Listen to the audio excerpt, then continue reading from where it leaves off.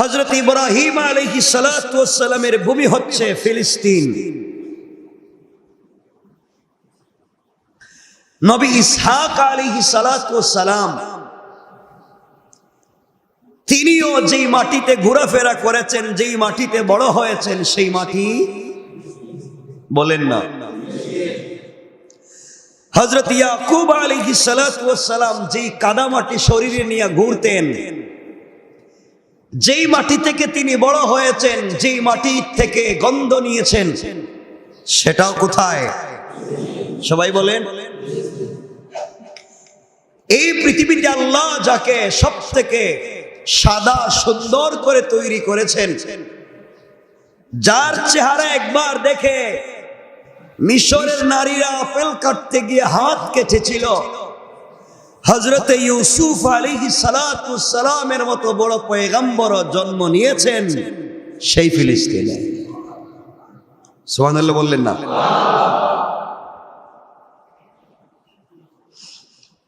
এরপরে বিভিন্ন ঘটনার শিকার হয়ে তিনি মিশরে গিয়েছিলেন, সেটা ভিন্ন আলোচনা। হযরত লূত আলাইহিস সালাতু ওয়াস সালামের মতো একজন বড় পয়গম্বর, লূত আলাইহিস সালাতু ওয়াস সালাম নামে আমরা যাকে চিনতাম, তিনিও এই ফিলিস্তিনেরই মানুষ ছিলেন। সুবহানাল্লাহ বলেন। নবী দাউদ আলাইহিস সালাতু ওয়াস সালাম যেই জমিনে বীরত্ব দেখিয়ে বাদশা জালুতকে ধ্বংস করেছিলেন, নবী দাউদ আলাইহিস সালাম তার জীবন যেই ভূমিতে অতিবাহিত করেছেন, যেই ভূমিকে তিলে তিলে গড়েছেন, যেই ভূমির প্রত্যেকটা ধূলিকণা দাউদকে চিনত, যেই নবী এই ভূমিতে বসে কুরআন তিলাওয়াত করলে আকাশে পাখি উড়া বন্ধ হয়ে যেত, নবী যেই জায়গায় বসে তিলাওয়াত করতেন সমুদ্রের মাছ এসে তার কাছে ধরা দিত, সেই দাউদ আলাইহিস সালাতু ওয়াস সালাম তার জীবন কাটিয়েছেন ফিলিস্তিনে।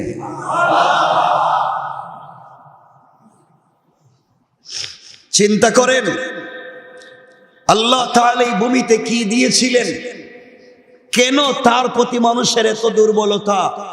জীবন দিয়ে দে, অস্তিত্ব বিসর্জন করে দে, পুরা পরিবার ধ্বংস হয়ে যায়, এরপরেও এই মাটির গন্ধ, এই মাটির ভালোবাসা ছাড়তে চায় না, কারণ তার সাথে রয়েছে হাজারো লাখো পয়গম্বর নবী রাসূলদের পদচারণা, পায়ের পদাঙ্ক আর বরকত। সুবহানাল্লাহ।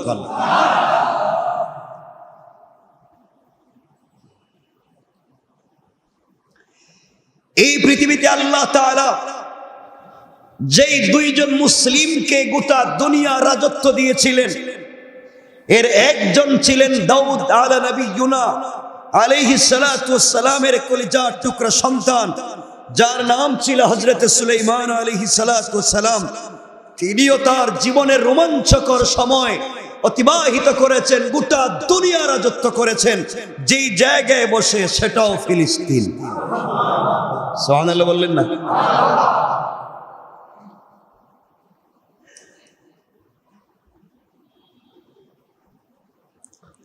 হযরত সালেহ আলাইহিস সালাতু ওয়াস সালামের মতো পয়গম্বর, লজ্জাশীল নবী, যেই দেশের যেই মাটির অলিতে গলিতে ঘুরেছেন, কাদা মাটি নিয়ে গড়াগড়ি করেছেন, হযরত সালেহ আলাইহিস সালাতু ওয়াস সালাম যেই জমিতে বড় হয়েছেন, সেটাও ছিল ফিলিস্তিন।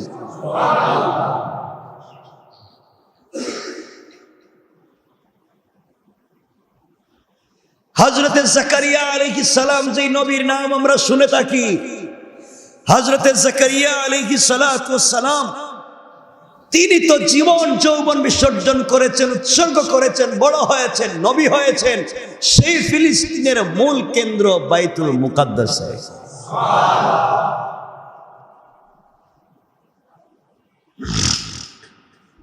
সেই বাইতুল আকসার কাছেই,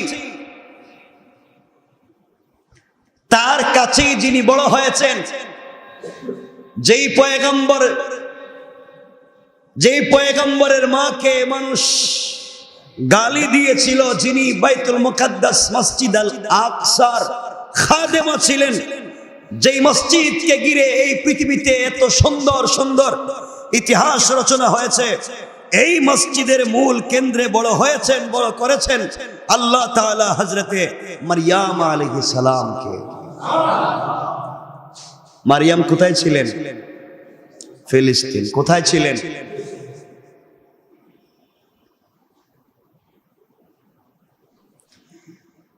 এই পৃথিবীতে যাকে রূহুল্লাহ বলা হয়, যিনি পৃথিবীতে জন্ম নেওয়ার পরেই কথা বলেছেন, হযরতে ঈসা রূহুল্লাহ, তিনি তো জন্মই নিয়েছেন এই জায়গায় খেজুর গাছের নিচে। তার মা তো এই মসজিদের দীর্ঘদিনের খাদেমা ছিলেন, এই মসজিদের খিদমত করেছেন, ঝাড়ু দিয়েছেন।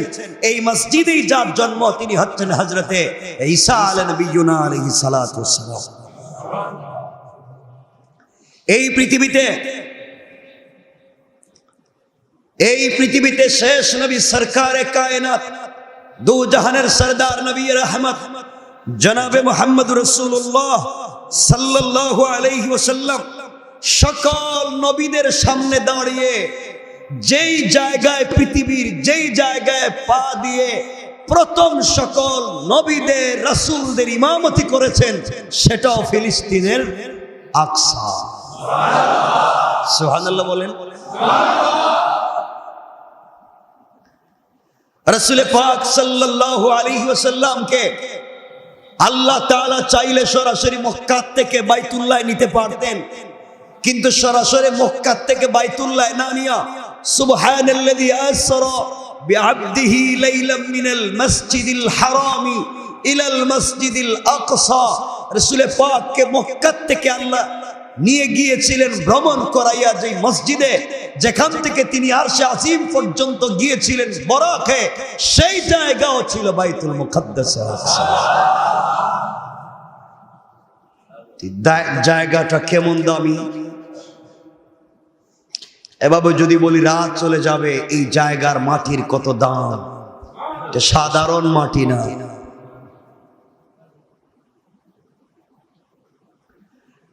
এই জন্যে আজকে আপনাকে আমাকে বুঝতে হবে, দুনিয়ার জমিনে আরো অনেক বিষয় আছে, যদি এখানে বলতে চাই তাহলে তো রাত্রই শেষ হবে। আমি অল্প অল্প করে বলছি। এই জন্যে এত এত মোহাব্বত, এত এত ভালোবাসা যেই মাটির সাথে, এই জন্যে আমরা বলতে পারি আমাদের হৃদয়ে ফিলিস্তিন। ঠিক আছেন ইনশাআল্লাহ? এখন আপনাদের কাছে আমি জানতে চাই, আল আকসা যে মসজিদ, এটা কোথায়? সবাই বলেন। মুসলমানদের প্রথম, মুসলমানদের না, গোটা দুনিয়ার সৃষ্টির সকল মুসলমানদের, আমার নবী ছাড়া 1,24,000, মতান্তরে 2,24,000 সকল নবীদের কিবলা কোথায়? সবাই বলেন। শুধু একজন নবী বাইতুল্লাহ। চিন্তা করতেছে? অসংখ্য নবী রাসূলদের জন্মের স্থান কোথায়? অসংখ্য নবী, অধিকাংশ নবী যেই মসজিদের ইমামতি করেছিলেন, সেই মসজিদ কোথায়? কোরআনে যেই মসজিদের নাম ডাইরেক্ট বলা হয়েছে, সেই মসজিদটা কোথায়? সবাই বলেন। রাসূল সাল্লাল্লাহু আলাইহি ওয়াসাল্লাম যেই মসজিদ থেকে আল্লাহর সঙ্গে দেখা করতে গিয়েছিলেন জিবরিল আমিনের সাথে, এই মসজিদটা কোথায়? যেই মসজিদে 2 রাকাত নামাজ পড়লে হাজার হাজার রাকাতের সওয়াব পাওয়া যায়, এই মসজিদ কোথায়? চিন্তা করতেছে? পৃথিবীতে যে 3টা মসজিদের উদ্দেশ্যে সফর করা যায়, এর একটা বাইতুল্লাহ, একটা মক্কায়, একটা মদিনায়, আর একটা কোথায়? সবাই বলেন। মনে রাখবেন, আল্লাহ তাআলা এখান থেকেই এই দুনিয়ার জমিনে অসংখ্য নবী, আমি আগেই বলেছি, ইব্রাহিম আলাইহিস সালাম, মুসা আলাইহিস সালাম, সকলেই যেই মাটিতে ছিলেন, এই মাটির নাম সবাই বলেন। নবীজি সাল্লাল্লাহু আলাইহি ওয়াসাল্লামকে আল্লাহ তাআলা পুরা দুনিয়ার পুরা আসমান জমিনের সকল ফেরেশতা সহ সকল নবী সহ যেই জায়গায় মুসল্লি বানাইয়া রাসূলকে ইমামতির দায়িত্ব দিয়েছিলেন সেই মসজিদটা কোথায়? এটা বাইতুল্লাহ করেন নাই, এটা মদিনায় করেন নাই। চিন্তা করতেছে এটার বরকত কি হতে পারে। সব নবী মদিনার মসজিদে যান নাই, কিন্তু সব নবীরাই গিয়েছিলেন বাইতুল মুকাদ্দাস। সুবহানাল্লাহ বললেন না?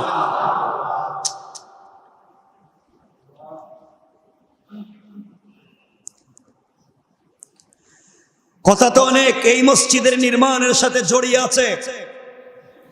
এই মসজিদ যিনি প্রথম নির্মাণ করেছিলেন তিনি হচ্ছেন বাবা আদম আলাইহিস সালাতু ওয়াস সালাম। আর এই মসজিদকে পুনরায় নির্মাণ করে সবথেকে সুন্দর করে যিনি সাজিয়েছিলেন তিনি হযরত সুলাইমান আলাইহিস সালাম। সুবহানাল্লাহ বলেন। আমি আজকে বলেছি এই মসজিদের সাথে জড়িয়ে আছে আমাদের খলিফাতুল মুসলিমিন আমিরুল মুমিনিন হযরত ওমর ফারুক রাদিয়াল্লাহু তাআলা আনহুর জিন্দেগীর ঐতিহাসিক ঘটনা। এই মসজিদের সাথে এই মাটির সাথে জড়িয়ে আছে যাকে আমরা দা গ্রেট নামে চিনি, সুলতান সালাহউদ্দিন আইয়ুবীর অসংখ্য স্মৃতি। সুবহানাল্লাহ পড়েন। পৃথিবীর একটা মসজিদ যেই মসজিদের পুরা বডিতে পাথরের গায়ে পূর্ণাঙ্গ সূরা ইয়াসিন লেখা, এটাও ফিলিস্তিন। সুবহানাল্লাহ পড়েন। এই মসজিদ, একটা মসজিদ নির্মাণ করতে 100 বৎসর সময় নিয়ে এই মসজিদে বিশাল বিশাল পাথর দিয়ে সুলাইমান যাদেরকে দিয়ে মসজিদ তৈরি করেছিলেন, জিন্নাতদেরকে দিয়া, মরে যাওয়ার পরেও তিনি মরে গিয়েছিলেন, লাঠিতে ভর দেওয়া ছিলেন, দাঁড়িয়েছিলেন জিন্নাতেরা সুলাইমানকে দেখে পাথর। এটাও কোথায়? সুবহানাল্লাহ বলেন। এই মসজিদে 2 রাকাত নামাজ পড়লে কমপক্ষে 25,000 রাকাতের সওয়াব পাওয়া যায়।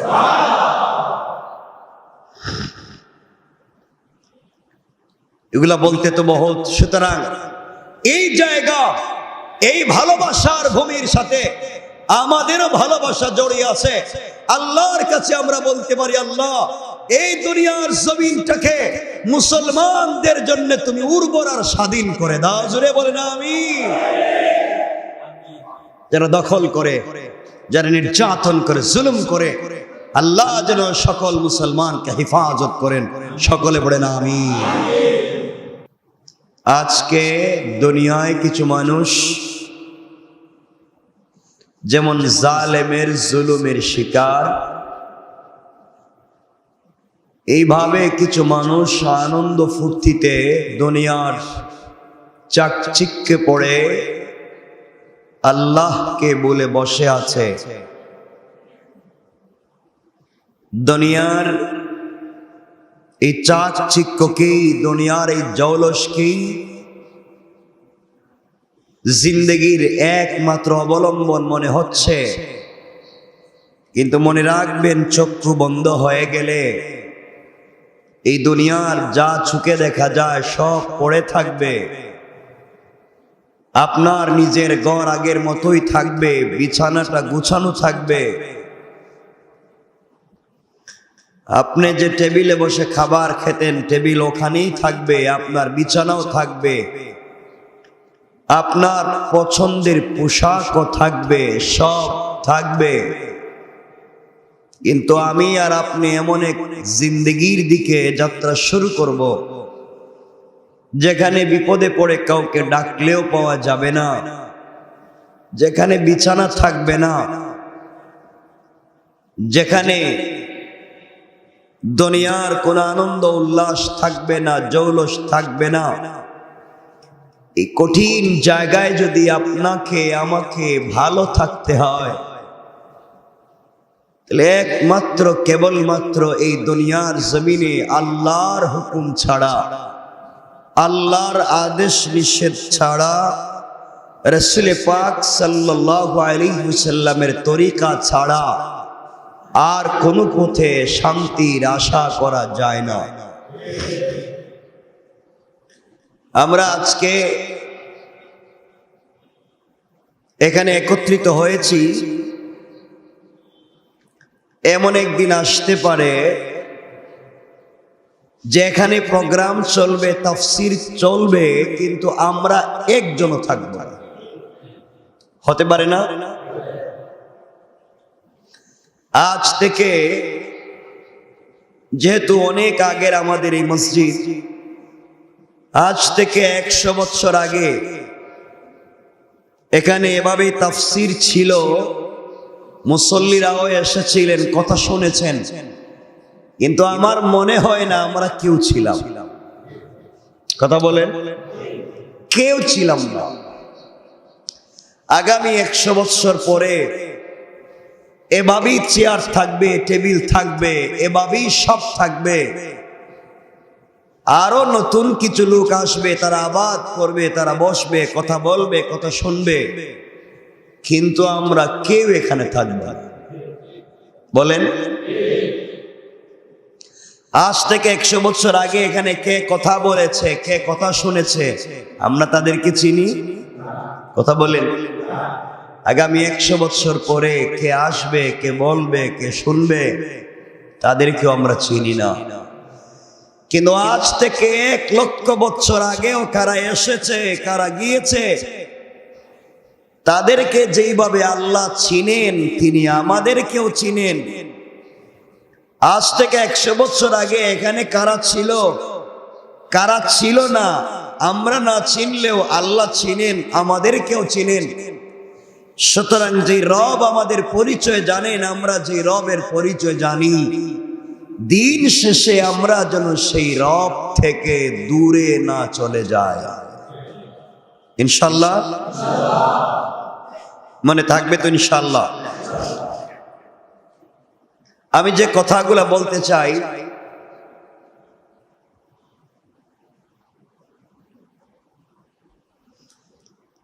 আমাদের মুসলিম মিল্লাতের পিতা,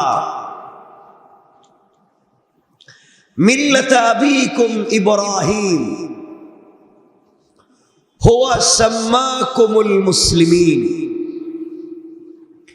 মুসলিম মিল্লাতের পিতা হযরত ইব্রাহিম আলাইহিস সালাম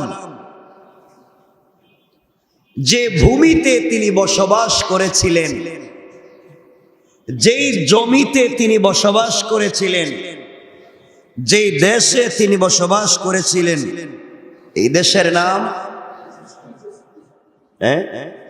ফিলিস্তিন।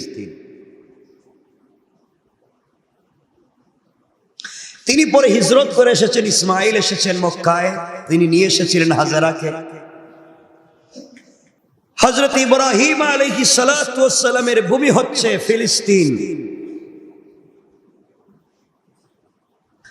নবী ইসহাক আলাইহিস সালাতু ওয়াস সালাম তিনিও যেই মাটিতে ঘোরাফেরা করেছেন, যেই মাটিতে বড় হয়েছেন, সেই মাটি বলেন না। হযরত ইয়াকুব আলাইহিস সালাতু ওয়াস সালাম যেই কাদামাটি শরীরে নিয়ে ঘুরতেন, যেই মাটি থেকে তিনি বড় হয়েছেন, যেই মাটি থেকে গন্ধ নিয়েছেন, সেটাও কোথায়? সবাই বলেন। এই পৃথিবীতে আল্লাহ যাকে সবথেকে সাদা সুন্দর করে তৈরি করেছেন, যার চেহারা একবার দেখে মিশরের নারীরা আপেল কাটতে গিয়ে হাত কেটেছিল, হযরত ইউসুফ আলাইহিস সালাতু ওয়াস সালামের মতো বড় পয়গম্বর জন্ম নিয়েছেন সেই ফিলিস্তিনে। সুবহানাল্লাহ বললেন না?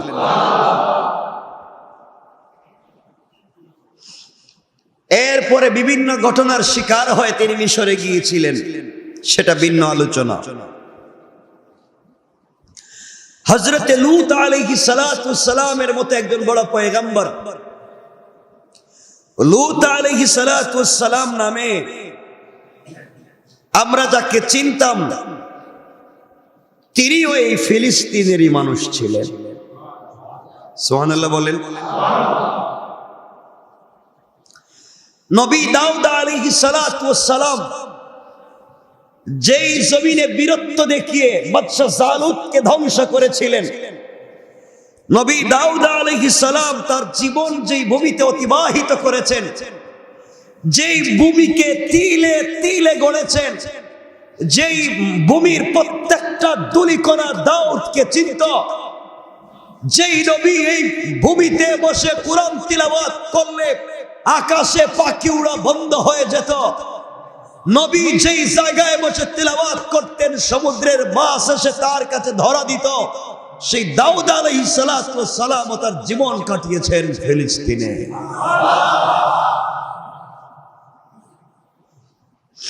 চিন্তা করেন আল্লাহ তাআলা এই ভূমিতে কি দিয়েছিলেন, কেন তার প্রতি মানুষের এত দুর্বলতা? জীবন দিয়ে দে, অস্তিত্ব বিসর্জন করে দে, পুরা পরিবার ধ্বংস হয়ে যায়, এরপরেও এই মাটির গন্ধ, এই মাটির ভালোবাসা ছাড়তে চায় না, কারণ তার সাথে রয়েছে হাজারো লাখো পয়গম্বর নবী রাসূলদের পদচারণা, পায়ের পদাঙ্ক আর বরকত। সুবহানাল্লাহ।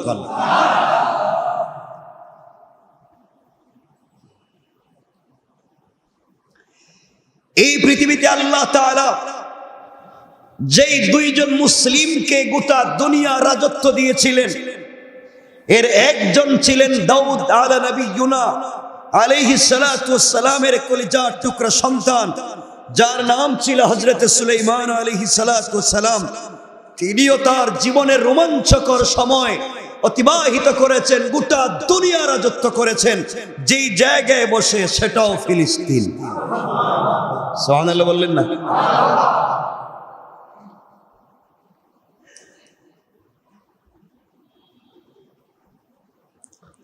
হযরতে সালেহ আলাইহিস সালাতু ওয়াস সালামের মতো পয়গম্বর, লজ্জাশীল নবী, যেই দেশের যেই মাটির অলিতে গলিতে ঘুরেছেন, কাদা মাটি নিয়ে গড়াগড়ি করেছেন, হযরতে সালেহ আলাইহিস সালাতু ওয়াস সালাম যেই জমিতে বড় হয়েছেন সেটাও ছিল ফিলিস্তিন।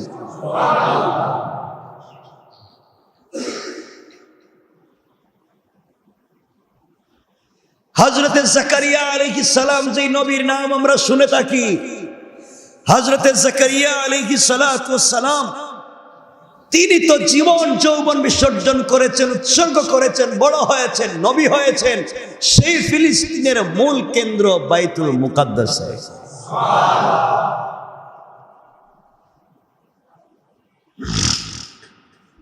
সেই বাইতুল আকসার কাছেই, তার কাছেই যিনি বড় হয়েছেন, যেই পয়গম্বরের মাকে মানুষ গালি দিয়েছিল, যিনি বাইতুল মুকাদ্দাস মসজিদ আল আকসার খাদেমা ছিলেন, যেই মসজিদকে ঘিরে এই পৃথিবীতে এত সুন্দর সুন্দর ইতিহাস রচনা হয়েছে, এই মসজিদের মূল কেন্দ্রে বড় হয়েছেন, বড় করেছেন আল্লাহ তাআলা হযরতে মারইয়াম আলাইহিস সালামকে। মারইয়াম কোথায় ছিলেন? ফিলিস্তিন। কোথায় ছিলেন?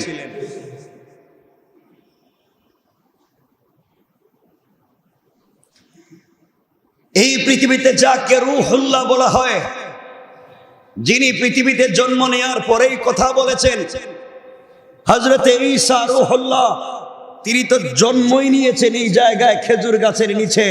তার মা তো এই মসজিদের দীর্ঘদিনের খাদেমা ছিলেন, এই মসজিদের খিদমত করেছেন, ঝাড়ু দিয়েছেন।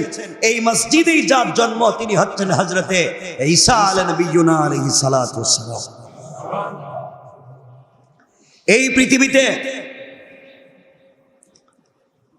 পৃথিবীতে শেষ নবী সরকারে কায়নাত, দু জাহানের সরদার নবী রহমত জনাবে মুহাম্মদ রাসূলুল্লাহ সাল্লাল্লাহু আলাইহি ওয়াসাল্লাম সকল নবীদের সামনে দাঁড়িয়ে যেই জায়গায়, পৃথিবীর যেই জায়গায় পা দিয়ে প্রথম সকল নবীদের রাসূলদের ইমামতি করেছেন, সেটাও ফিলিস্তিনের আকসা। সুবহানাল্লাহ বলেন। রাসূল পাক সাল্লাল্লাহু আলাইহি ওয়াসাল্লামকে আল্লাহ তাআলা চাইলে সরাসরি মক্কা থেকে বাইতুল্লাহ নিতে পারতেন, কিন্তু সরাসরি মক্কা থেকে বাইতুল্লাহ না নিয়া সুবহানাল্লাযী আসরা বিআবদিহি লাইলাম মিনাল মাসজিদিল হারামি ইলাল মাসজিদিল আকসা, রাসূল পাককে মক্কা থেকে আল্লাহ নিয়ে গিয়েছিলেন ভ্রমণ করাইয়া, যে মসজিদে যেখান থেকে তিনি আরশে আজিম পর্যন্ত গিয়েছিলেন বরাকে, সেই জায়গাও ছিল বাইতুল মুকাদ্দাস। জায়গাটা কেমন দামি! এভাবে যদি বলি রাত চলে যাবে, এই জায়গার মাটির কত দাম! এটা সাধারণ মাটি না।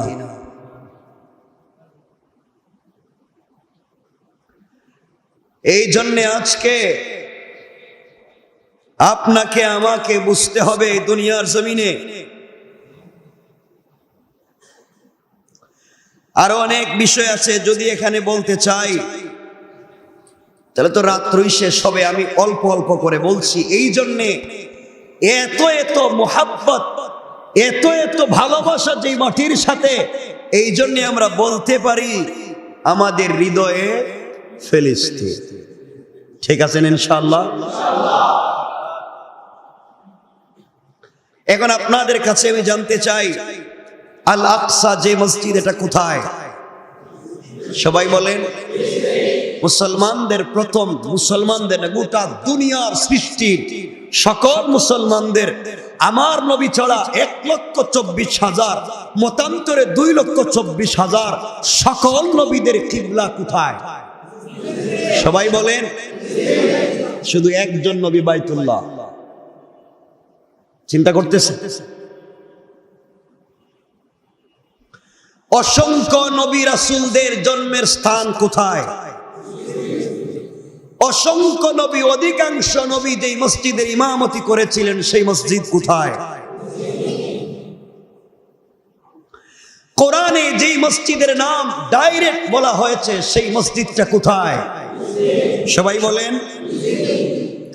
রাসূল সাল্লাল্লাহু আলাইহি ওয়াসাল্লাম যেই মসজিদ থেকে আল্লাহর সঙ্গে দেখা করতে গিয়েছিলেন জিবরিল আমিনের সাথে, এই মসজিদটা কোথায়?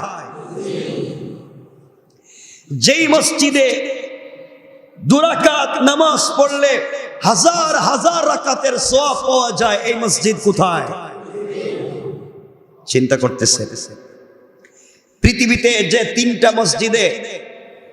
মসজিদের উদ্দেশ্যে সফর করা যায়, এর একটা বাইতুল্লাহ, একটা মক্কায়, একটা মদিনায়, আর একটা কোথায়? সবাই বলেন। মনে রাখবেন,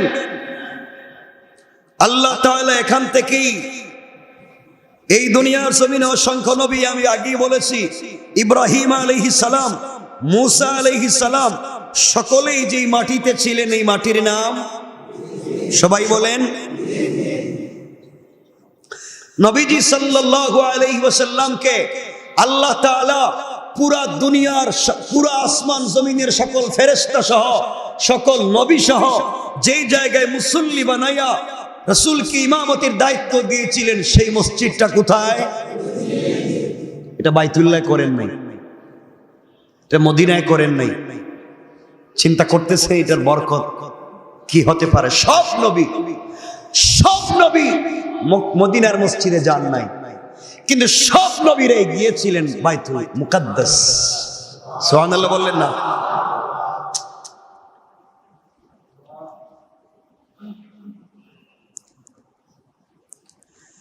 কথা তো অনেক এই মসজিদের নির্মাণের সাথে জড়িয়ে আছে। এই মসজিদ যিনি প্রথম নির্মাণ করেছিলেন, তিনি হচ্ছেন বাবা আদম আলাইহিস সালাতু ওয়াস সালাম। আর এই মসজিদকে পুনরায় নির্মাণ করে সবথেকে সুন্দর করে যিনি সাজিয়েছিলেন, তিনি হযরত সুলাইমান আলাইহিস সালাম। সুবহানাল্লাহ বলেন। আমি আজকে বলেছি এই মসজিদের সাথে জড়িয়ে আছে আমাদের খলিফাতুল মুসলিমিন, আমিরুল মুমিনিন হযরত ওমর ফারুক রাদিয়াল্লাহু তাআলা আনহুর জিন্দেগীর ঐতিহাসিক ঘটনা। এই মসজিদের সাথে, এই মাটির সাথে জড়িয়ে আছে যাকে আমরা দ্য গ্রেট নামে চিনি, সুলতান সালাহউদ্দিন আইয়ুবীর অসংখ্য স্মৃতি। সুবহানাল্লাহ পড়েন। পৃথিবীর একটা মসজিদ, যেই মসজিদের পুরা বডিতে পাথরের গায়ে পূর্ণাঙ্গ সূরা ইয়াসিন লেখা, এটাও ফিলিস্তিন। সুবহানাল্লাহ পড়েন। এই মসজিদ, একটা মসজিদ নির্মাণ করতে 100 বৎসর সময় নিয়ে এই মসজিদে বিশাল বিশাল পাথর দিয়ে সুলাইমান যাদেরকে দিয়ে মসজিদ তৈরি করেছিলেন, জিন্নাতদেরকে দিয়া, মরে যাওয়ার পরেও তিনি মরে গিয়েছিলেন, লাঠিতে ভর দেওয়া ছিলেন, দাঁড়িয়েছিলেন জিন্নাতেরা সুলাইমানকে দেখে পাথর। এটাও কোথায়? সুবহানাল্লাহ বলেন। এই মসজিদে 2 রাকাত নামাজ পড়লে কমপক্ষে 25,000 রাকাতের সওয়াব পাওয়া যায়।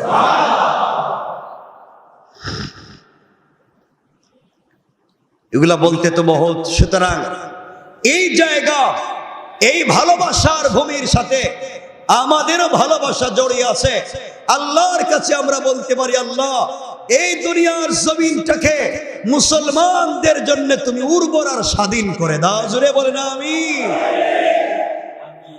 যারা দখল করে, যারা নির্যাতন করে, জুলুম করে, আল্লাহ যেন সকল মুসলমানকে হেফাজত করেন। সকলে বলেন আমিন। আরো কত কথা, কত স্মৃতি, কত দুঃখ মনে আছে। এই জন্যে আল্লাহ রাব্বুল ইজ্জত ওয়াল জালাল অনেক কথা বলেছেন, গোলাম এই দুনিয়ার জমিনে আজকে আমরা যে জিনিসে মস্ত হয়েছে, আফসোস হয় আজ মুসলমানদের দিলে তামান্না নাই, মুসলমানদের দিনে আকাঙ্ক্ষা নাই, মুসলমানদের দিল মরে গিয়েছে। এর কয়েকটা কারণ আমি বলছি, কষ্ট হবে না তো আপনাদের? এক সময় কথাগুলা দিল দিয়ে শোনেন, আমি বাস্তব কথা বলছি। লম্বা সময় ছিলাম না, আপনাদের কষ্ট হচ্ছে না তো? এক সময় বাড়ির দরওয়াজায় মানুষ দাঁড় করিয়ে রাখা হতো যেন বাড়ির ভিতরে কুকুর না ঢুকে। মিথ্যা বলছি? বাড়ির সামনে মানুষ দাঁড় করিয়ে রাখা হতো, বা ঘরের সামনে কাউকে দাঁড় করিয়ে রাখা হতো যেন ঘরের ভিতরে, যেন বাড়ির ভিতরে কুকুর না ঢুকে, কারণ ঢুকলে নাপাক করে ফেলবে। আর এখন বাড়ির দরজায় কুকুর দাঁড় করিয়ে রাখা হয় যেন বাড়িতে মানুষ না ঢুকে। কথা বলেন না কেন? দেখেন চরিত্র গেল কই। আমি মিথ্যা বলেছি? এক সময় বাড়ির দরজায় মানুষ দাঁড়িয়ে থাকতো, এই বাড়িতে যেন কুকুর না আসে, নাপাক হয়ে যাবে এই জন্যে।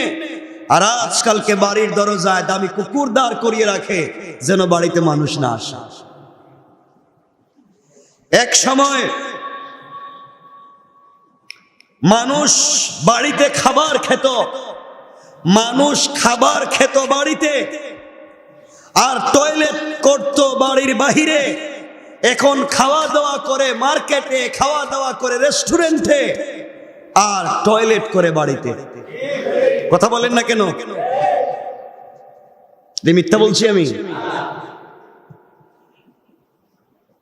আগেকার খবর নেন, রাসূল ইসলামের জিন্দেগি দেখেন।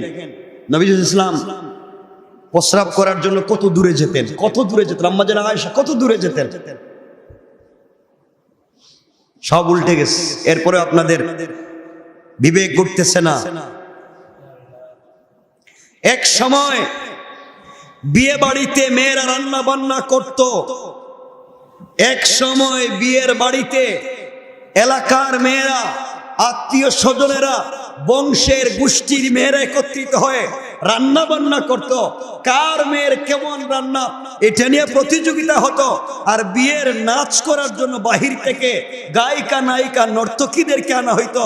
এখন বিয়ের রান্না করবার জন্য বাহির থেকে লোক আনা হয় নাকি? কথা বলেন। আর নাচার জন্য কথা বলেন। এখন বলতেছেন না কিছু?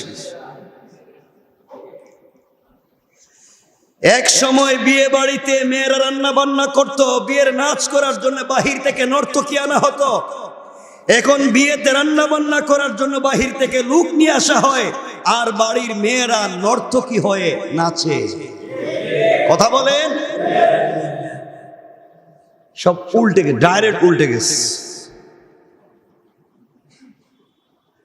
এক সময় মানুষ বাইসাইকেল চালালে মনে করা হয় গরিব লোক, মোটরসাইকেল নাই, দামি প্রাইভেট নাই, এজন্য বাইসাইকেল চালায় নাকি?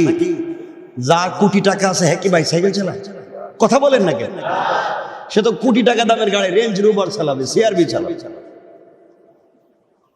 এক সময় কথা শুনবেন, এক সময় সাইকেল চালালে গরিব মনে করা হতো, আর এখন মানুষ দামি গাড়িতে চড়ে আর জিমে গিয়ে সাইকেল চালায়। কথা কন না কেন? একে মিথ্যা কথা বলতেছি? দামি গাড়িতে ঘুরে ঘুমায় আর সাইকেল চালায় কই গিয়া? জিমে গিয়া। দুনিয়া কই গেল? আমি তো চিন্তা করতেছি সমাজ ছাড়ছে কোথায়, আর আমাদের চিন্তা গেল কোন দিন জানি আমাদের শুভ বুদ্ধির উদয় হবে আল্লাহই জানেন।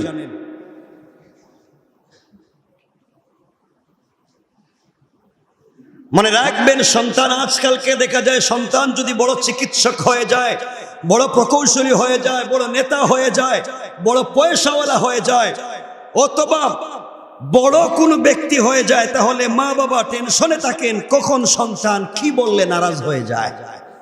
কথা বলেন নাকি? সন্তান যদি বড় হয়ে যায়, সন্তান যদি বড় একটা জায়গায় পৌঁছে যায়, মা বাপ টেনশনে থাকেন কি বলবো, আর সন্তান আমার উপরে নারাজ হয়ে যাবে যদি আমার উপর অসন্তুষ্ট হয়ে যায়। এই চিন্তা করে কি করে? এখন করে কি করে না? কথা বলেন না কেন? অথচ সন্তান যদি দিনদার আলেম, দক্ষ মুফতি, ইসলামের সৎ বিশেষজ্ঞ হয়ে যায়, তাহলে সেই সন্তান ভয়ে থাকে, না জানি কখন মা বাবা কোন কারণে আমার উপরে নারাজ হয়ে যায়। ঠিক কিনা বলেন? কেমন উল্টে যাচ্ছে সব।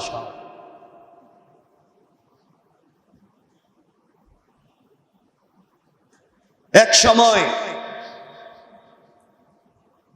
ছাত্ররা, ক্লাসের ছাত্ররা টেনশন করত, অভিভাবকেরা টেনশনে থাকতো, কখন জানি টিচার মনে কষ্ট পায়, কখন জানি উস্তাদ কষ্ট পায়।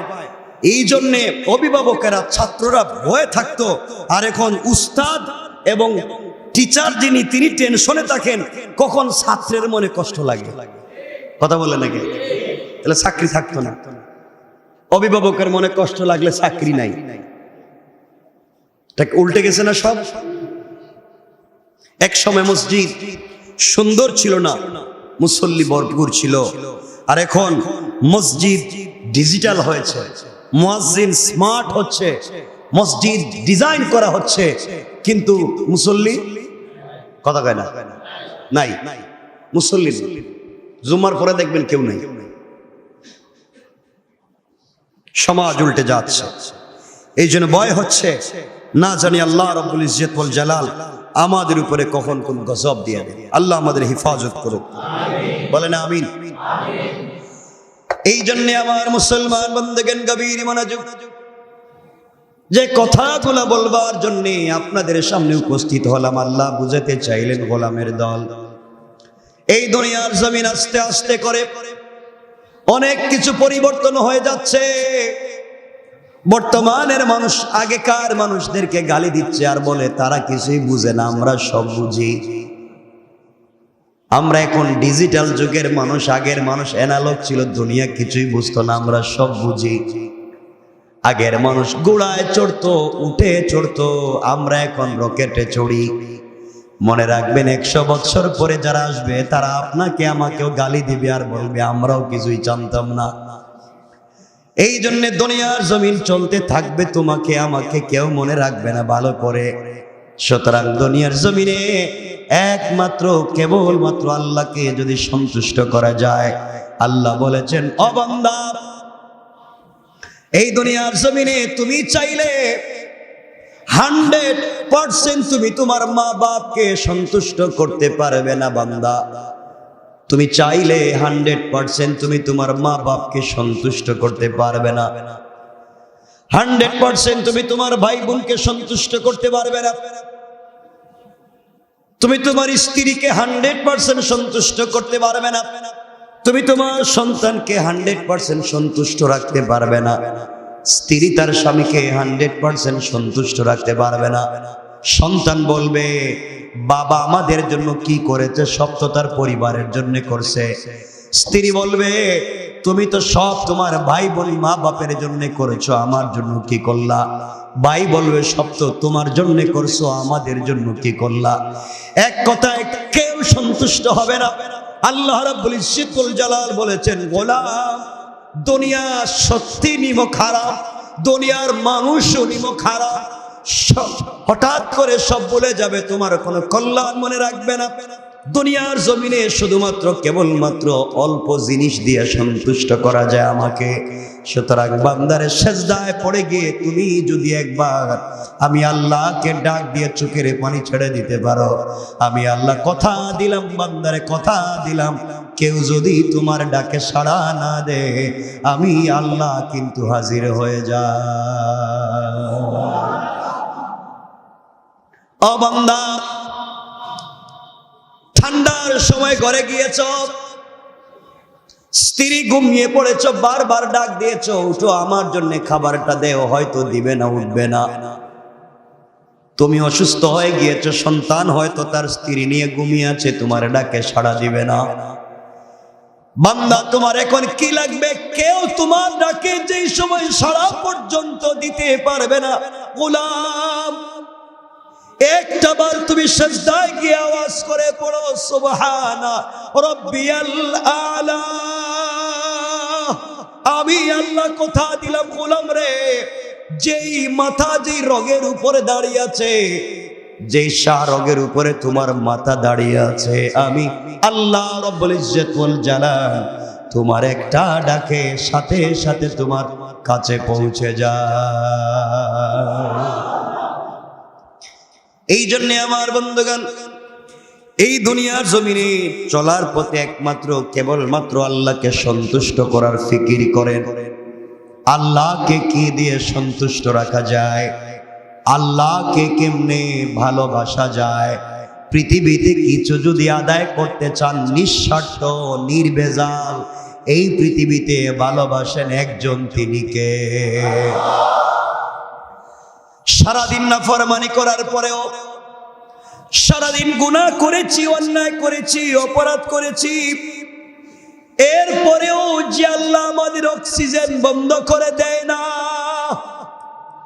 সারাদিন নাফরমানি করার পরেও যে আল্লাহ আমাদের খাবার বন্ধ করে দেয় না, দুনিয়ার জমিনে এত অন্যায় করবার পরে যে আল্লাহ ভুলে যায় না, এই দুনিয়ার জমিনে আমরা যদি চলার পথে সেই আল্লাহকে ফলো করতে পারি, আল্লাহ বলেছেন, গোলাম দুনিয়ার সবাই তোমাকে খারাপ ভাবতে পারে, অন্যায় ভাবতে পারে, কষ্ট দিতে পারে, কিন্তু আমি আল্লাহ রাব্বুল ইজ্জত ওয়াল জালাল কথা দিলাম, তুমি যদি আমার কাছাকাছি এসে যাও, আমি আল্লাহ তোমার কাছাকাছি হাজির হয়ে যাই। সুবহানাল্লাহ বলেন। এই জন্য চলার পথে একমাত্র কেবলমাত্র সন্তুষ্ট করতে হবে কাকে? আওয়াজ করে বলেন, কাকে? মনে রাখবেন, কয়েকটা ছোট্ট ছোট্ট কথা বলে আমরা শেষ করে নেব। ইমাম হাফিজ ইবনুল কাইয়িম রাহমাতুল্লাহি আলাইহি কথাগুলো বলেছেন। তিনি বলেছেন, তিনটা জিনিস এমন আছে যেই তিনটা জিনিস মানুষের শরীরকে অসুস্থ করে দেয়, বিপদগামী করে দেয়, ধ্বংস করে দেয়। কয়টা জিনিস? তিনটা। এক নম্বর, বেশি কথা বলা। কি বলা? বেশি কথা। বুঝেও কথা বলে, না বুঝেও কথা বলে। দুইজন বসে কথা বলতেছে, এর মধ্যখান দিয়ে ঢুকে গেছে, আছে না নাই? বেশি কথা বলা। দুই নাম্বার, বেশি ঘুমানো। যে ব্যক্তি বেশি ঘুমায় তার লাইফ ধ্বংস, তার লাইফ কি? ধ্বংস। তিন নাম্বার, যে বেশি খায়, কথা বলে বেশি, ঘুমায় বেশি, খায় বেশি। এমন একটা লোক দেখান তো খুব ভালো আছে। কথা বলে বেশি, ঘুমায় বেশি, খায় বেশি। এগুলোর থেকে আল্লাহ আমাদেরকে হেফাজত করুক, বলেন আমিন। কয়টা জিনিস বললাম? আর চারটা জিনিস শরীরকে ধ্বংস করে দেয়, একেবারেই ধ্বংস করে দেয়। এক, দুশ্চিন্তা এবং পেরেশানি। দেখবেন কি নিয়ে টেনশন করতে করতে হঠাৎ হার্ট অ্যাটাক হয়ে গেছে, বুকে ব্যথা হচ্ছে। পেরেশানি হতে হতে হঠাৎ ব্লাড সুগার, দেখবেন সুগার নাই হয়ে নীল হয়ে গেছে, এখন পড়ে গেছে, আছে না নাই? প্রেশার হাই হয়েছে অথবা প্রেশার লো হয়ে গিয়েছে। সুতরাং ধ্বংস করে দেয় দুশ্চিন্তা এবং অধিক পেরেশানি, দুটোই বাদ দেওয়া লাগবে। বলেন এখানে বলতে হয়তো টেনশন করতেছেন বৈশা বৈশা পরিবারের এই সেই, এজন্য এই দুটা বাদ দেওয়া লাগবে তো ইনশাল্লাহ? বলেন ইনশাল্লাহ। 2 নম্বরে দুঃখ এবং হতাশা। হতাশাকে ভুলে যাও, দুঃখ ঝেড়ে ফেলো, কারণ যা হবে কে করবেন? আমার ভাগ্যে যা আছে তা হবে। আপনি রিজিক নিয়ে তো দৌড়াদৌড়ি করেন কেন? আপনি রিজিক নিয়ে এত দৌড়াদৌড়ি করেন কেন? রিজিকের মালিক কে? আপনাদের কি বিশ্বাস হয় যে আমার রিজিক আল্লাহ অন্য কাউরে দিবেন না? বলেন, আবার বলেন। আপনাদের কি বিশ্বাস হয় যে আমার নামে যে রিজিক বরাদ্দ আছে সেটা কি অন্য কেউ পাবে? তাইলে আমার রিজিক থাকতে আমি মরবো না, এটা 100%। কথা বলেন না? আমার রিজিক থাকতে আমি মরবো, আর আমার রিজিক অন্য কাউকে দেওয়া যাবে না। সুতরাং এটা নিয়ে দুশ্চিন্তা করার কোনো কারণ। আমরা আরো জীবনকে ধ্বংস করি ক্ষুধায়, যা মন চায় করে ফেলি ক্ষুধায়, হারাম খেয়ে ফেলি। আল্লাহ আমাদেরকে হেফাজত করুক, বলে না আমিন, বলে না আমিন। এমন অনেক জিনিস আছে, মিথ্যা কথা বলা মানুষকে ধ্বংস করে, অহংকার মানুষকে ধ্বংস করে। ইলিম নাই, বেটারা নিজেই জানে না, শুধু উল্টাপাল্টা প্রশ্ন করে, এমন লোক নাই? আজ্ঞা বলবো হুজুরে প্রশ্ন করছিলাম, কোনো উত্তর দিতে পারে না। কিছু লোক আছে লজ্জাশীলতাও নাই, লজ্জা নাই, কিছু নেই, সমাজে চলাফেরা করে। আল্লাহ এমন মানুষ থেকে আমাদেরকে হেফাজত করুক। আর যে জিনিসগুলো মানুষকে আনন্দ দেয়, আল্লাহর কাছাকাছি পৌঁছে দেয়, 1 নাম্বার হচ্ছে তাকওয়া। যার তাকওয়া আছে তার সম্মান আছে, যার তাকওয়া আছে তার আনন্দ আছে, যার তাকওয়া আছে তার কাছাকাছি আল্লাহ আছে। 2 নম্বর সত্যবাদিতা। যে সত্য কথা বলে তার সম্মান আছে, যে সত্য কথা বলে তার দিলে আনন্দ আছে, কারণ যা বলছি তো বলছি সব সত্য, আমার টেনশন নেই। কথা বলেন না? এটা মনে রাখ। নিজের আত্মসম্মান রক্ষা করা। আর রিজিক যদি বাড়াতে চান, পয়সা যদি বাড়াতে চান, 1 নাম্বার রাত জেগে তাহাজ্জুদের সালাত আদায় করে। আপনি পয়সা চান, কোটি টাকার মালিক হতে চান, আর তাহাজ্জুদের সময় ঘুমান, কাজ হবে না, কাজ হবে না। যে পয়সার মালিক হতে চান, রাত জেগে কি করেন? বলেন, তাহাজ্জুদের নামাজ পড়েন, বলেন ইনশাআল্লাহ। পৃথিবীতে যদি পয়সার মালিক হতে চান, তাহলে সূর্য উদয়ের পূর্বে অধিক জিকির করেন। সূর্য উদয়ের পূর্বে মানে কোন সময়? ফজরের আগ পর। ফজরের আগ পর, সূর্য উদয়ের আগে আপনি বেশি বেশি করে জিকির করেন, বেশি বেশি করে তাহাজ্জুদ পড়েন, বেশি বেশি করে জিকির করেন, নিয়মিত কিছু দান খয়রাত করেন। দান খয়রাত করলে কি হয়? দান খয়রাত করলে ঝুলে থাকা রিজিক আল্লাহ আমার নামে বরাদ্দ করে দেন। দান করলে আমার উপরে আসা মুসিবত আল্লাহ বন্ধ করে দেন। দান করলে সন্তানের উপরে আসা মুসিবত আল্লাহ সরাইয়া দেন। দান করলে ভুলে যাওয়া ব্রেইনকে আল্লাহ প্রশস্ত করে দেন। সুবহানাল্লাহ বলেন। দান করবেন। দিনের শুরু এবং শেষে বেশি বেশি করে আল্লাহর জিকির করবেন। দিনের শুরু কখন? ফজরের সময়। দিনের শেষ কখন? মাগরিবের সময়। এই 2 টাইম মানুষকে শয়তান ধোঁকা দেয়। এই 2 টাইম যদি বেশি বেশি আল্লাহর নামের জিকির করতে পারেন, আল্লাহ বলেন ওরে পয়সাওয়ালা না বানাইয়া কবরে দিতাম না। বিশ্বাস মনে হইতেছে না? সুবহানাল্লাহ বলেন না? আপনারা মনে মনে ভাবতেছেন হুজুর বহুত জিকির করলাম, কাজ হয় না, বাদ দিয়ে দিছি। এই বাদ দিয়েই দিছেন আপনি, এই জন্য বিপদে পড়ছে। আরে বাদ দিলেন কে? আপনি চালাইয়া যান, আজ না হয় কাল মঞ্জিলে মকসুদে পৌঁছে দিবেন কে?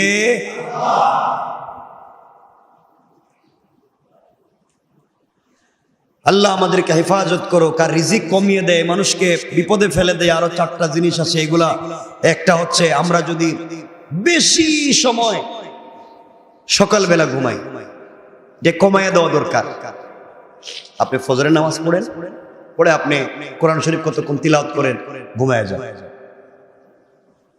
তাহাজ্জুদ পড়লেন, জিকিরও করলেন না, ফজরও পড়লেন না, কোরআনও তিলাওয়াত করলেন না, তসবিহও পড়লেন না, কোনোটা নাই। এখন সকালবেলা ঘুম থেকে উঠে 8টা-9টার দিকে ভালো করে ফ্রেশ হয়, টুপি একটা মাথায় দিয়ে, তসবিহ একটা হাতে নিয়ে দোকানে এসে বললেন আসসালামু আলাইকুম, আমার একটা রং সাদে। কোন দরবেশের মতো মনে হইতে, শয়তান কইতেছে আল্লাহ এ তো তাহাজ্জুদ থেকে ফজর কোনো জায়গায় ছিল না, এখন থেকে তসবিহ আছে। কথা বলেন না কেন? এগুলো নাই, এলাকায় নাই, কাজ হবে না, কোনো কাজ হবে না, এগুলো বাদ দেওয়া লাগে। আল্লাহ আমাদের হেফাজত করুক, বলেন আমিন। আমার কথা কি কষ্ট হচ্ছেন? যারা সালাতে ত্রুটি করে, যারা সালাত সুন্দর করে, নামাজ সুন্দর করে পড়ে না, যারা অলসতা করে এবং রিজিক ধ্বংস হয়ে যায়, যারা প্রতারণা করে এবং বিশ্বাসঘাতকতা করে, এর অর্থ হলো প্রতারণা এবং বিশ্বাসঘাতকতা করে যদি আপনি সম্পত্তি বানান, আপনি পয়সার মালিক হলেন কিসের মাধ্যমে? প্রতারণা এবং বিশ্বাসঘাতক। দেখবেন আপনি মরছেন, আপনি তো জাহান্নামে যাবেন, আর আপনার আওলাদের সময় গিয়ে এই সব সম্পদ বিক্রি করে তারা রাস্তার কামলা হয়ে যাবে। কথা বলেন না? আপনারা এলাকায় খবর নেন, গ্রামের বাড়িতে আজ থেকে 50 বছর আগে অনেকের ঘরে কোটি কোটি টাকার মালিক ছিল, এলাকার বড় জমিদার ছিল, খবর নেন আজকে তার ছেলে মেয়েরা মানুষের বাড়িতে কাজ কাম করে। এগুলা নাই? বলেন নাই? গ্রামে খবর নেন, এলাকার অনেক গরিব মানুষ 3 বেলা খাবার পাইতো না, কিন্তু মসজিদে নামাজে যাইতো, খুব ভদ্র ছিল, মানুষের সাথে কম কথা বলতো। আজ তার মরে গেছে বেচারা, ছেলে মেয়েদের সময় আইসা তার ঘরে কোটি টাকার মালিক আছে না? নাই? এটা করে দিতে পারেন কে? আওয়াজ করে বলেন কে? এজন্য আমরা অবশ্যই আমরা সব সময় মনে রাখবো কাকে? আল্লাহ। আল্লাহ বলেছেন আমাকে মনে রাখো, সব আমি করে দেব ইনশাআল্লাহ। আল্লাহ যেন আমাদের সবাইকে কবুল করেন, বলেন আমিন, বলেন আমিন। আজকে আর লম্বা করতে চাই না, আপনাদের কষ্ট দিতে চাই না। আমার জন্য দোয়া চাই, আপনাদের জন্য দোয়া থাকবে। বাড়িতে গেলে, বাসায় যখন যাবেন, মায়েরা বোনেরাও আছেন, বাসায় যখন আপনারা যাবেন তখন স্ত্রীর সাথে ভালো আচরণ করবেন, করবেন নি? এই জায়গা তো আপনারা বড় ঝামেলা আছে। স্ত্রীর সাথে ভালো ব্যবহার করবেন, ভালো আচরণ করবেন। সে ভুল পথে যাচ্ছে, আপনি জানবার পরেও আপনাকে তো শুধরাচ্ছেন না। আপনার স্ত্রী কার সাথে মিশতেছে, কার সাথে কথা বলতেছে, কোথায় যাচ্ছে, কি করতেছে, আপনি খবর নিচ্ছেন। আপনি দিকভ্রান্ত হবেন, আপনি বিপদগ্রস্ত হবেন, তখন এমন ঝামেলায় পড়বেন যে কাউকে বলতে পারবেন না। বলেন না কেন? এজন্য অতি আবেগ নয়, বিবেক দিয়ে চিন্তা করবেন, পরিবারের ভিতরে দিন শিখাবেন। আর আমি আমার মায়েদেরকে, বোনদেরকে বলবো, আল্লাহর ওয়াস্তে আপনার স্বামী যেন খারাপ জায়গায় না যায়, খারাপ পথে না যায়, তাকে ভালোবাসা দিয়ে, উত্তম চরিত্র দিয়ে, উত্তম আদর্শ দিয়ে তাকে নিজের কাছে রাখবার চেষ্টা করবেন। কারণ মনে রাখবেন, এই পৃথিবীতে এমন একটা সময় আসে, এটা তো আমি অনেক আগে মনে হয় বলেছি, আমার মনে পড়ে, একদিন আসবে যেদিন সন্তানও থাকবে না, যেদিন মা বাপও থাকবে না, কিন্তু শুধুমাত্র আপনাকে, স্ত্রীকে স্বামীর স্ত্রীর প্রয়োজন পড়বে। সেটা হচ্ছে বৃদ্ধ বয়স। আল্লাহ বলছেন আমি ওই বয়সে একে অপরের প্রতি ভালোবাসা তৈরি করে দিই। সুবহানাল্লাহ বলেন। কারণ দেখেন, একটা দিন আসবে যেই দিন দেখবেন আপনার মা বাপ নাই, আপনার ভাই বোন সব আলাদা হয়ে গিয়েছে, আপনার সন্তানগুলো বড় হয়, তারাও চলে গিয়েছে, তো আছেন আপনি বুড়া আর বুড়ি, আর কেউ। সুতরাং এই জীবনটাকে সুন্দর করে কাটান, উত্তম আচরণের মাধ্যমে কাটান। পরিবারে গেলে দুজনে একসাথে জামাতে নামাজ পড়েন, আপনি জামাতের ইমামতি করেন, স্ত্রীকে মুসল্লি বানাইয়া রাখেন, এরপরে নামাজের সালাম ফিরাইয়া বউরে আপনি মুনাজাতে দেন, আর আপনি পিছনে আমিন বলবেন। ঠিক আছে? এটা কি কোনোদিন হইছিল? আমার একজনকে হাত উঠে বলতে পারবেন যে হুজুর আমি জামাতের ইমামতি করছি আর সালাম ফিরাইয়া বউ দোয়া করছে, আমি আমিন করছি? আছেননি কেউ? ওই যে একবার পিছনে হাত তুলছে। মাশাআল্লাহ, ঠিক আছে। আপনারা তো মনে মনে ভাবতেছেন হুজুর বউরে যদি কই দোয়া কর, হাত উঠে আল্লাহ আমার জামাইয়ের উপরে ঠাড়া ফালাও। এই চিন্তা করতেছেন আপনারা? না, স্ত্রীকে ভালো আচরণ শিক্ষা দেন, এজন্য সে আপনার জন্য দোয়া করবে। সারাদিন যদি আপনাকে গালিগালাজও করে, সারাদিন আপনার সাথে শয়তানি করে, তাকে যখন দোয়ার দায়িত্ব দিবেন তখন সে কি করা লাগবে? আপনার বিরুদ্ধে কি দোয়া করতে পারবে? আপনি তো কাছে বসে আমিন, তাহলে এটা গলায় একটা আওয়াজ করবেন, দেখবেন দোয়া উল্টাপাল্টা করতেছেন, আপনার পক্ষেই দোয়া করতেছে। ইনশাল্লাহ বলেন না? ইনশাল্লাহ বলেন। স্ত্রীর সাথে ভালো আচরণ করবেন, মাঝে মাঝে রান্না বান্নায় সহযোগিতা করবেন। হ্যাঁ, বুঝছেন? বলছি মাঝে মাঝে রান্না বান্নায় সহযোগিতা করবেন, স্ত্রীর সাথে সহযোগিতা করবেন।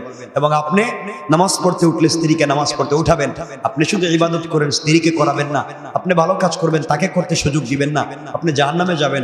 কারণ তার হক নষ্ট করার কারণে কিয়ামতের দিন বলবে, আল্লাহ ও তো এক ঘরে থাকতো, কিন্তু সে তো ইবাদত করছে, আমাকে কোনোদিন বলে নাই।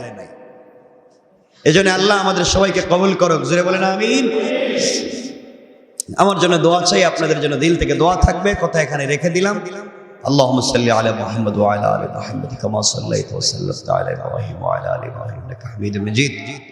আল্লাহুম্মা আমিন। ربنا ظلمنا أنفسنا وإن لم تغفر لنا وترحمنا لنكونن من الخاسرين. ربنا آتنا في الدنيا حسنة وفي الآخرة حسنة وقنا عذاب النار وادخلنا الجنة مع المتقين والأبرار. اللهم اغفر لنا ولوالدينا ورب ارحمهما كما ربياني صغيرا. رب ارحمهما كما ربياني صغيرا. اے गुनाहगारদের माफ देने वाला, اے गुनाहगारদের माफ देने वाला, আয় ওবাবিদের ওবাব দূর করনে ওয়ালা, আয় পরেশানি দিল রে শান্তি দেনে ওয়ালা। মুনিব তোমার শাহী দরবারে দুইটা হাত উঠায় ধরছি, না জানি কোন সময় মালাকুল মউত তুমি পাঠাইয়া দাও, কোন অবস্থায় ডাক আসে চলে যাওয়া লাগবে। আল্লাহ তোমার পায়ে ধরি আমাদেরকে নাপাক অপবিত্র রাইখা তুমি অসন্তুষ্ট থাকা অবস্থায় আজরাইল পাঠাইও না। আয় আল্লাহ, আমরা যারা হাত উঠাইলাম আমাদের রুহানি জিসমানি तमाम বিমার থেকে শিফা দিয়া দাও। আমাদের মার খানদান, বাবার খানদান, শ্বশুর শাশুড়ির খানদান, দাদা দাদি, নানা নানি, চাচা চাচি, ভাই বোন, আত্মীয় স্বজন যে যেখানে কবরে আছেন সবাইকে মাফ ফরমাও। যারা বেঁচে আছেন হায়াত বাড়াইয়া দাও। আয় আল্লাহ, যারা হাত উঠাইয়া ধরেছে সবার দিলের মাকসাদ গুলাকে পুরা করে দাও। আল্লাহ, স্বামী স্ত্রীর মধ্যে ভালোবাসা তৈরি করে দাও, পরিবারের ভিতরে শান্তি ফিরাইয়া দাও, হালাল পথে চলবার তৌফিক দিয়া দাও। আমাদের বাচ্চাদেরকে আলিম বানাও, হাফিজ বানাও। ইয়া আল্লাহ, আমাদের বাচ্চাদেরকে আলিম বানাও, হাফিজ বানাও। আয় আল্লাহ তাআলা, আমাদের যাদের মা বাপ নাই, মা বাবার কবরটাকে তুমি জান্নাত বানাইয়া দাও। আমাদের যাদের মা বাবা বেঁচে আছেন আল্লাহ, আমাদের মা বাবার হায়াতকে তুমি বাড়াইয়া দাও। হে আল্লাহ, আমরা যেভাবে হাত উঠাইলে আমাদের মা বাবার জন্য দোয়া করি, আমরা মরে গেলে আমাদের জন্য দোয়া করনেওয়ালা তৈরি করে দাও। ইয়া আল্লাহ, মায়ার নবীকে বারবার স্বপ্নে দেখার সুযোগ দিয়া দাও। রাসূলকে না দেখায়া কবরে নিও না। আয় আল্লাহ, আসমানের উপরে একবার ঘোষণা করো, বান্দা যাও যাও, আমি আল্লাহ তোদের বাপের নাম ধরে ধরে তোমাদেরকে মাফ করে দিছি। আয় আল্লাহ, জানি আমাদের চাইতে তোমার অনেক মায়ার বান্দা বান্দি আছে, কিন্তু তুমি জানো তুমি ছাড়া আমাদের আর যাওয়ার জায়গা নাই, তুমি ছাড়া আমাদের আর কোনো আল্লাহ নাই। ও মাবুদে মেহেরবান, আমাদেরকে বানাইছো কেমনে জাহান্নামের আগুন দিয়ে জ্বালাইবা। আমাদের সবাইকে তুমি মাফ করে দাও, আমাদের সবাইকে কবুল করে নাও, আমাদের সবাইকে ভাই ভাই বানাই। নবী ওয়া আলা আলিহি ওয়া সাহবিহি আজমাইন ওয়ারহামনা মাআহুম বিরহমাতিকা ইয়া আরহামার রাহিমিন।